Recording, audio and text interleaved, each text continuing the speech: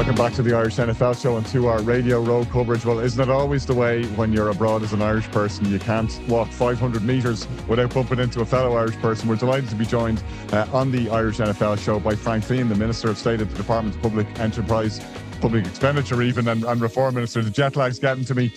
What brings you to Radio Row? I came out here to show my solidarity and to assist with the team in the Department of Sport.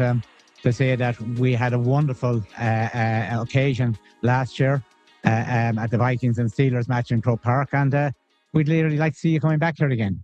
It was something that was very much in evidence in the conversations that we've been having here. And indeed, we spoke to Henry Hodgson, the CEO of NFL UK and Ireland, on the show yesterday. And the impact that that game made on how the NFL views international games, I don't think can be underestimated. He was talking about that being a template now for how other international games will go. And it does seem, we hope, short odds that the NFL will be back in Ireland before too long.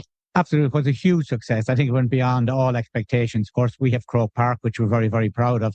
But also, where I lived in the Northwest, the supporters came all across the country and contributed greatly to the economy, but also those friendships, those enduring friendships between Ireland and the United States. And we need to do a lot more to enhance them.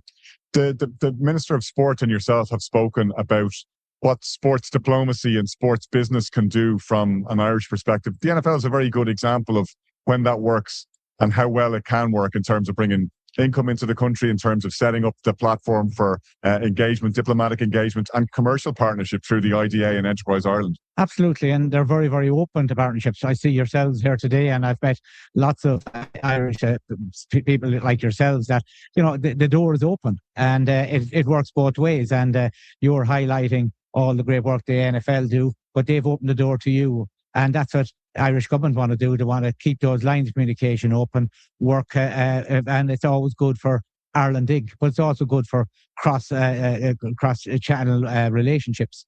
And this is the way to go. Minister, will you get to go to the game on Sunday yourself?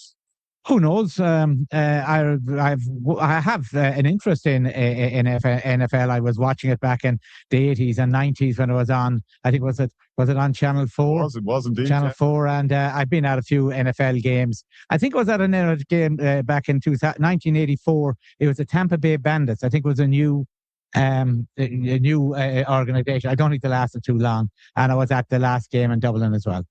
And Minister, we know that Deeper was the one sign in the cheque to make sure we could have the game in Dublin. I'm wondering, is there any state funding available for a plucky upstart media outlet that's trying to bring the NFL to Irish fans? Maybe we could talk to you about how we can get government funding.